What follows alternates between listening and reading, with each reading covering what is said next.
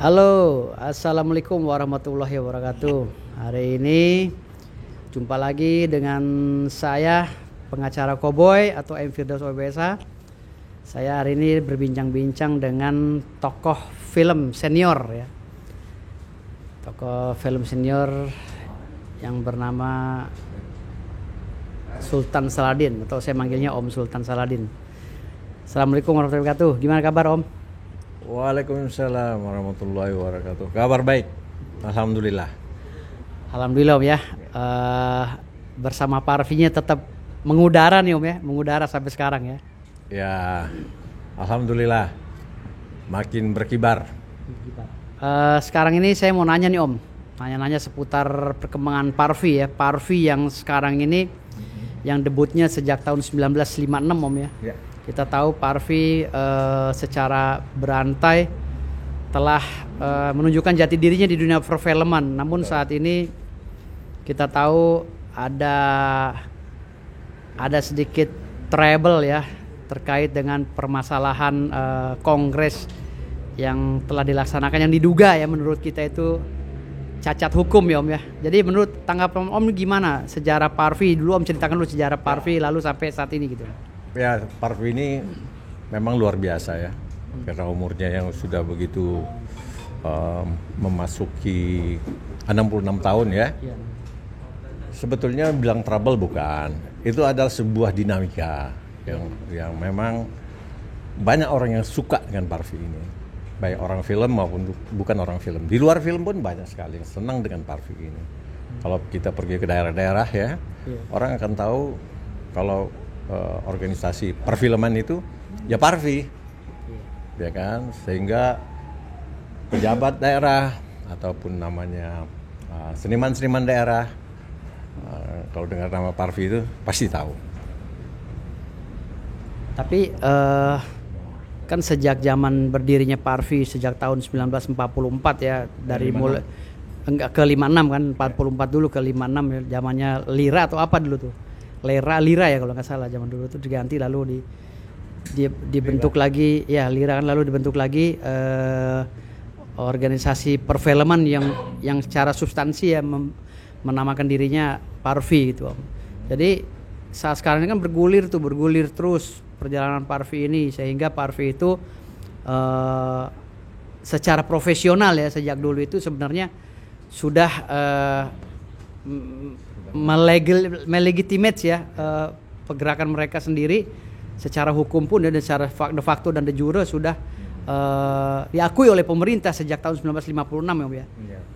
Maka tanpa adanya legalitas baru sebenarnya Parvi itu sudah berjalan dengan sendirinya sebenarnya gitu kan.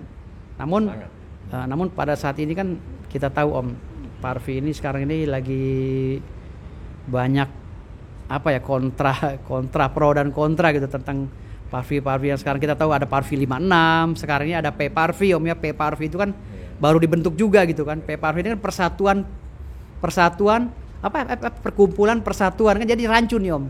Jadi menanggapinya gimana nih Om dengan adanya ini yang versi mereka kongres ke-16 katanya ini Om?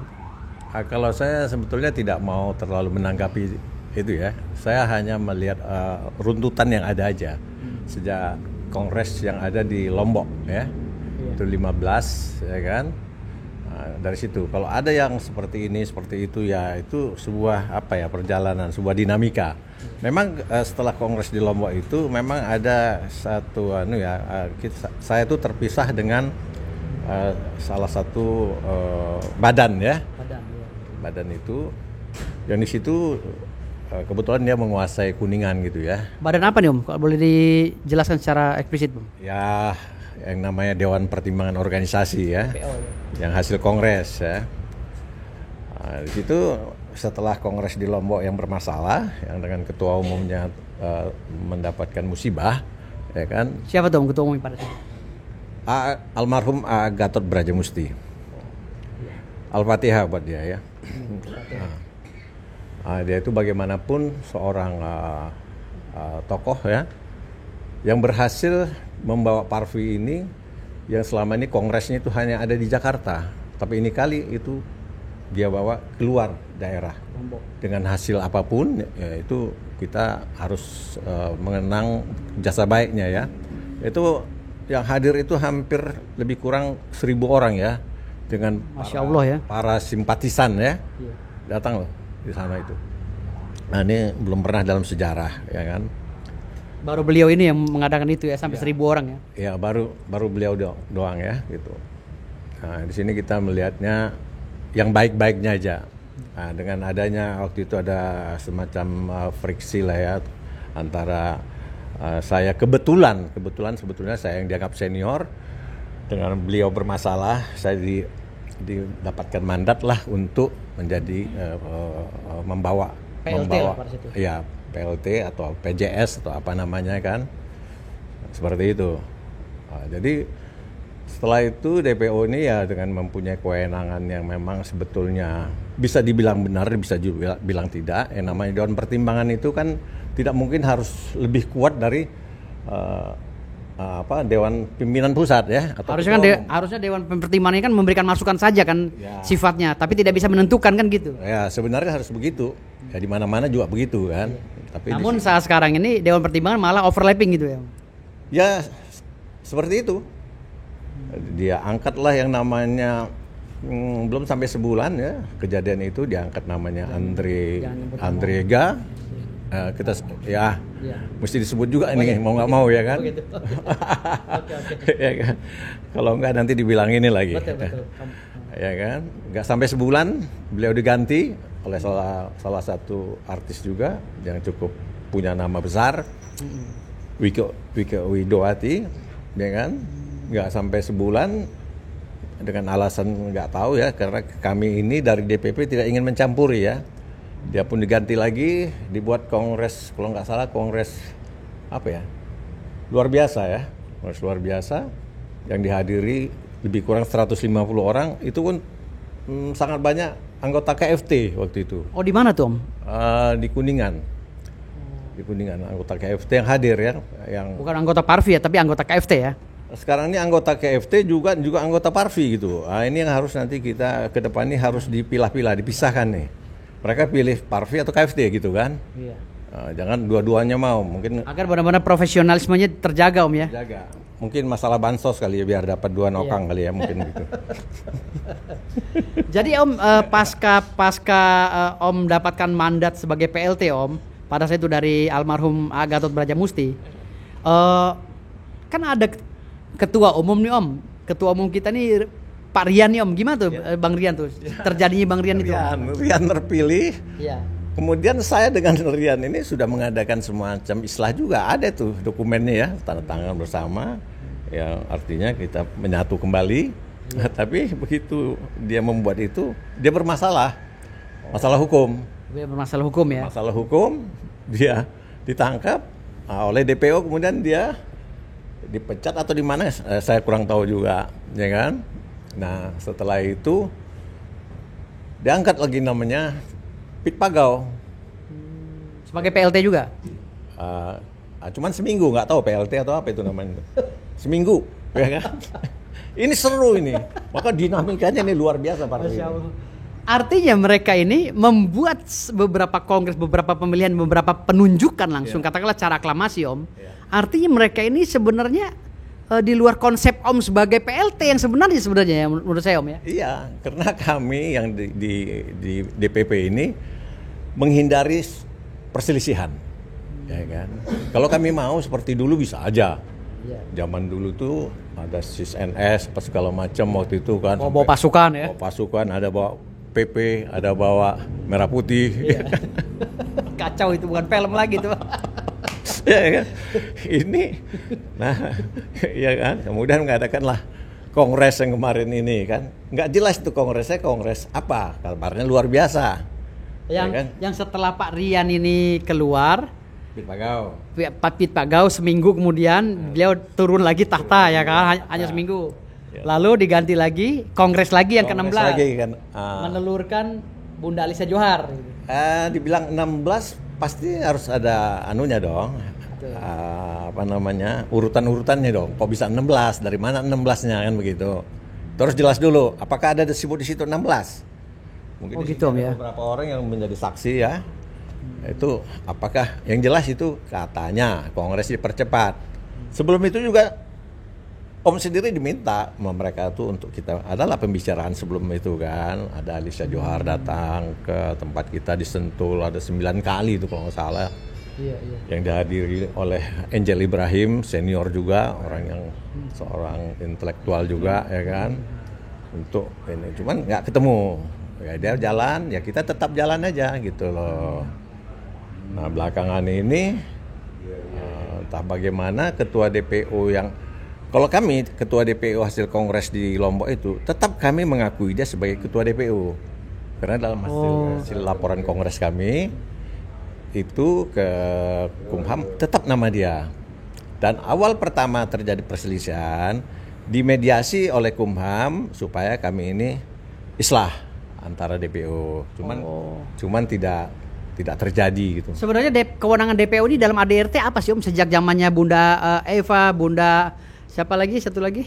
Terus lalu ke Pak Agathot Brajamusti almarhum. Sebenarnya kewenangan DPO ini apa sih? Kok bisa kayaknya DPO ini lagi tren banget di Parvi sehingga dia bisa memecat ketua umum lah, mengganti, mengini, mengkongres. Jadi DPO ini semacam apa ya? Menteri segala menteri lah kalau era sekarang gitu kan Om. Ya, mungkin. Jadi melebihi daripada pimpinan sendiri ketua umum gitu. Jadi gimana tuh Om? Ya, inilah makanya kami sekarang ini ingin meluruskan, ya kan?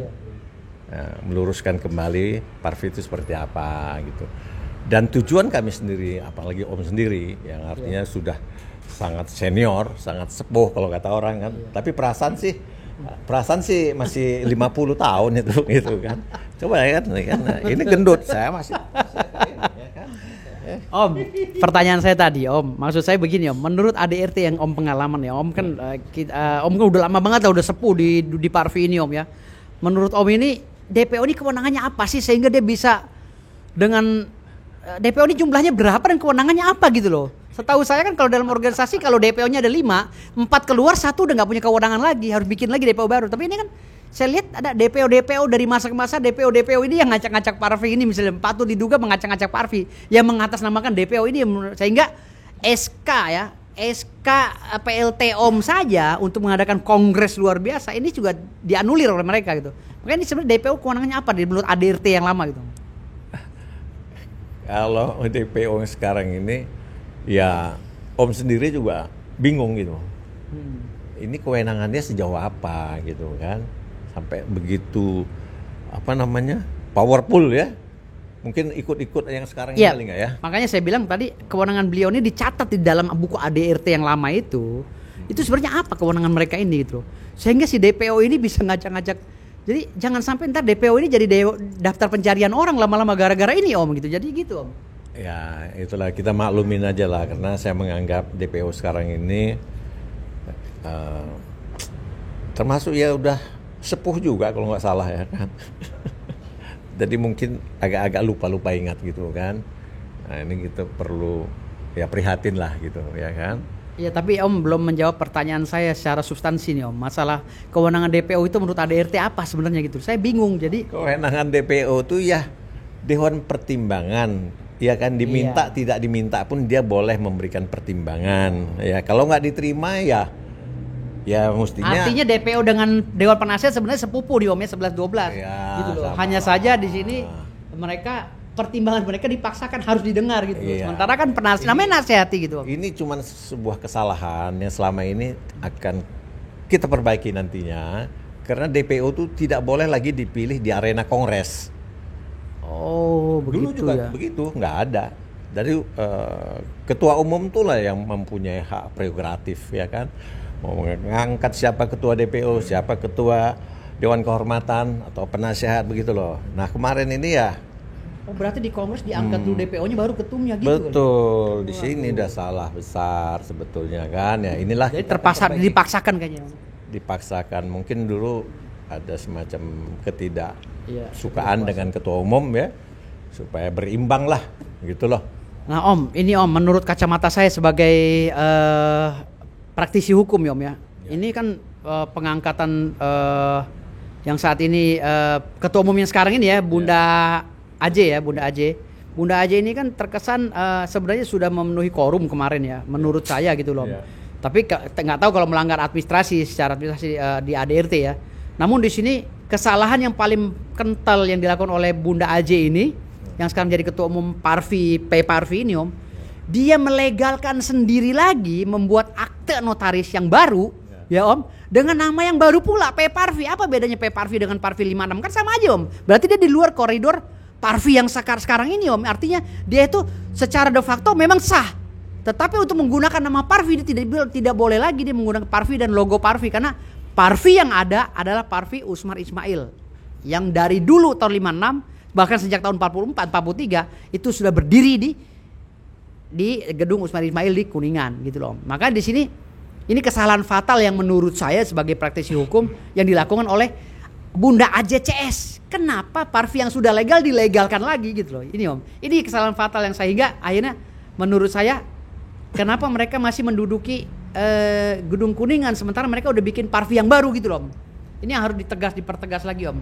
Ketika Om ingin mengadakan kongres nantinya, kongres Parvi yang kesekian lah menurut Om yang masih berkaitan dengan Usmar Ismail yang zaman dulu itu Om.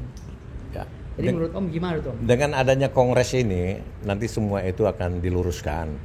Dalam kongres ini kita akan mengundang semuanya. Baik dari kelompoknya Bunda AJ ya kan, atau 56 atau yang lain semuanya banyak itu ya, semua kita undang. Lihat aja nih anak-anak muda ini kan. Iya. Di sini kita melihat dari seluruh lapisan ada. Tapi nggak ada foto saya Om? Ada. Oh di situ temannya. Oh saya di pojok Om ya. Saya bagian tukang sapu aja Om. Jadi gitu. Iya, Om. Kita akan ajak semua mereka, ya kan? Ini nih, Gusti Rana juga ada itu kan? Wes bijaksana sekali Om ya. Marcella Jalianti ada. Masya Allah. Ya kan? Nah ini baru benar-benar Parvi ini pemain film benar-benar ini Om. Iya. Saya lihat. Cuman Susi Librianti sebelah sana gambarnya. Jadi harapan Om nih gimana nih Om? Harapan Om ke depan ini kalau seandainya Parvi bisa kita satuin semua. Tanpa adanya embel-embel misalnya katakanlah Parvi 56 Parvi lah ini ke depan gimana biar kita bisa Parvi versinya Usmar Ismail ini dengan kawan-kawan bisa versinya bukan Usmar Ismail aja, Suryo Sumanto ya versi Suryo Sumanto betul. Usmar Ismail ini bapak perfilman nasional yang sekarang sudah menjadi pahlawan, diangkat pahlawan nasional. Iya. Nah Suryo Sumanto akan datang kita minta juga diangkat menjadi pahlawan nasional. Masya Allah.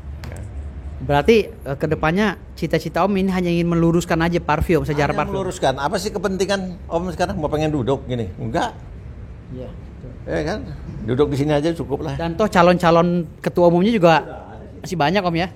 Minimal nanti ya di sini kan 10 orang harus masuk dalam barisan kepengurusan. Gitu Om ya. Kenapa nggak Bunda aja dimasukkan juga Om? Siapa? Bunda aja harusnya dimasukkan juga fotonya Om. Siapa tuh? Bunda aja, ketua umum yang sekarang ini Om.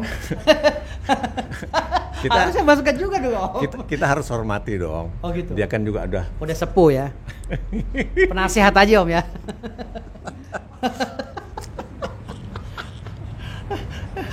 Tapi kayaknya yang ngomong ini jadi sekjen cocok nanti ini.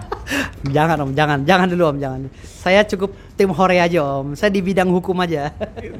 Itulah.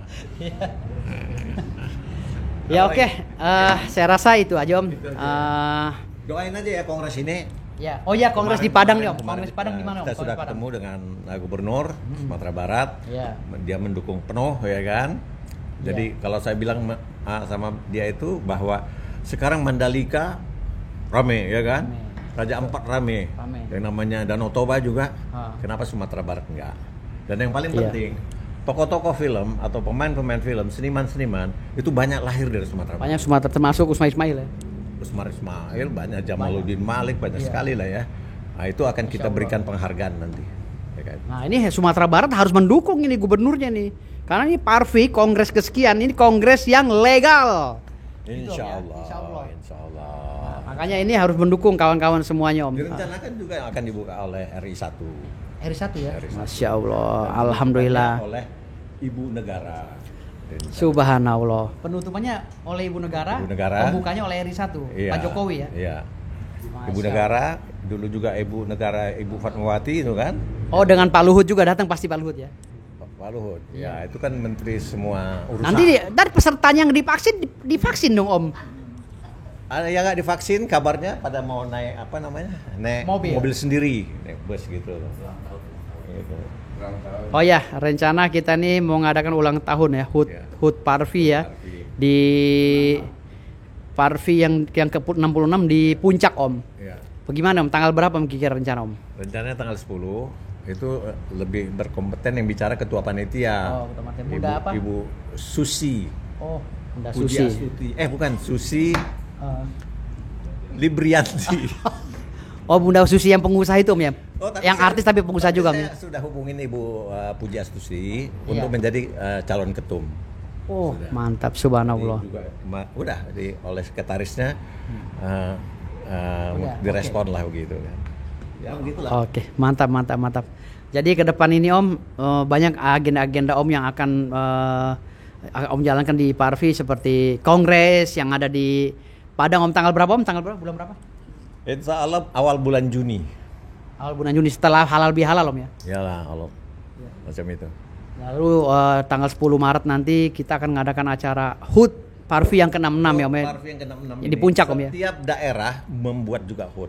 Bandung, Surabaya, Palu, Medan, mereka buat sendiri nanti. Subhanallah. Udah berapa daerah Om yang mendukung acara kongres ini Om? Ada 15 daerah. 15 daerah cukup lah, korum lah itu. Korum ya. Siap.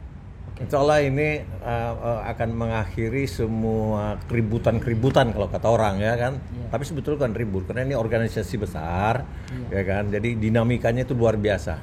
Subhanallah ya. Yang paling penting kalau saya bagaimana ke depan ini kesejahteraan anggota yang dipentingkan. Nah, itu Om. Sudah senior gitu. Betul Om, betul. Ya mudah-mudahan ke depan di tangan Om dengan yang lainnya ini bisa maju ya, Parvi semakin maju ya. Semakin berkibar di Indonesia ini dengan segala dinamikanya ya, dengan segala dinamikanya. Namun secara profesional kita mendoakan mudah-mudahan Parvi ini bisa maju ke depannya. Insya Allah bisa lebih gemah di Pahlawi Jinawi Om ya. Amin. Oke kawan-kawan semuanya, pengacara Cowboy Lovers, inilah bincang-bincang saya dengan Om Sultan Saladin. Semoga Parvi, Persatuan Artis Film Republik Indonesia, Persatuan Artis Film Indonesia bisa tetap berjaya di Indonesia dan bisa menjadikan barometer film Indonesia seperti layaknya era-era dulu. Makasih banyak Om, makasih atas kehadirannya di kantor Parvi. Oh terbalik Om ya, saya yang datang ke sekretariat Parvi di MT Haryono. Oke. Terima kasih banyak, sukses selalu. Wassalamualaikum warahmatullahi wabarakatuh. Salam hormat dari saya pengajar Cowboy.